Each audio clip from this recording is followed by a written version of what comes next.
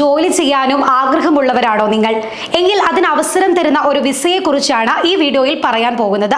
സ്പോൺസർമാരോ തൊഴിലുടമകളോ ഇല്ലാതെ 5 വർഷം വരെ ജോലി ചെയ്യാനും താമസിക്കാനും അനുമതി നൽകുന്ന ഒരു വിസ UAE-യിൽ ലഭ്യമാണ്.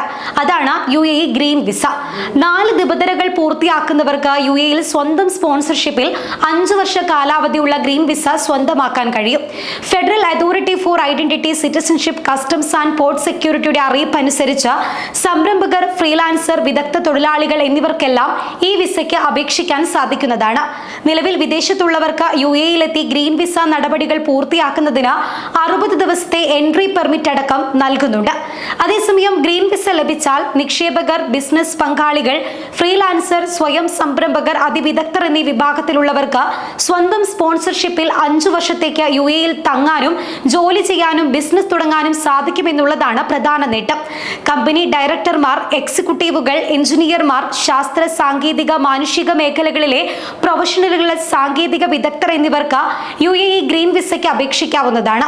അതേസമയം സാധ്യതയുള്ള തൊഴിൽ കരാർ ഉള്ളവർ, മിനിമം ബാച്ചിലേഴ്സ് ബിരുദമുള്ളവർ അല്ലെങ്കിൽ 15,000 ദിർഹത്തിൽ കുറയാത്ത ശമ്പളമുള്ളവർക്കും ഗ്രീൻ വിസയ്ക്ക് UAE-യിൽ അപേക്ഷിക്കാൻ യോഗ്യതയുണ്ട്.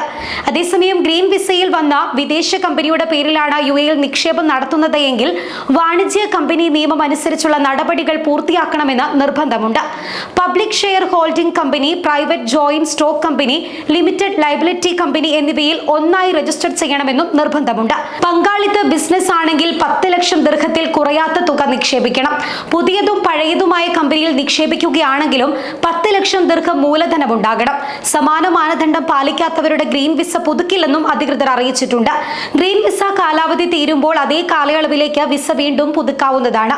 ഇതിന് അനുവദിക്കുന്ന 30 ദിവസത്തെ സാവകാശത്തിനുള്ളിൽ പുതുക്കാതെ UAE-യിൽ തങ്ങിയാൽ ആദ്യ ദിവസം 125 ദിർഹവും തുടർന്നുള്ള ഓരോ ദിവസത്തിനും 25 ദിർഹവും പിഴയായി ചുമത്തും. അനധികൃത താമസം 6 മാസത്തിൽ കൂടിയാൽ പ്രതിദിനം 50 ദിർഹവും 1 വർഷത്തിൽ കൂടിയാൽ 100 ദിർഹവുമായിരിക്കും പിഴയായി നൽകേണ്ടി വരിക.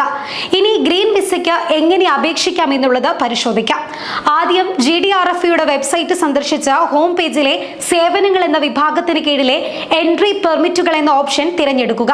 ശേഷം എൻട്രി പെർമിറ്റ് എന്ന ഓപ്ഷൻ ക്ലിക്ക് ചെയ്ത് new entry permit for green residence ആക്സസ് ചെയ്യാൻ എൻട്രി പെർമിറ്റ് സർവീസിൽ ക്ലിക്ക് ചെയ്യണം. തുടർന്ന് ഗ്രീൻ വിസ സംവിധാനത്തിനുള്ളിലെ എല്ലാ വിഭാഗങ്ങളും ഇവിടെ നിങ്ങൾക്ക് കാണാൻ സാധിക്കും. ഇതിൽ നിന്നും issuing entry permit for green residence എന്ന ഓപ്ഷൻ തിരഞ്ഞെടുക്കുക.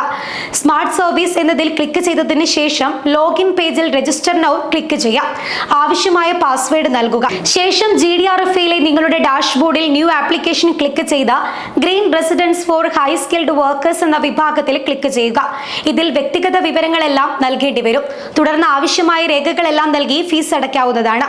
335.75 ദിർഹമാണ് വിസ ആപ്ലിക്കേഷൻ ഫീസായി ഈടാക്കുന്നത്.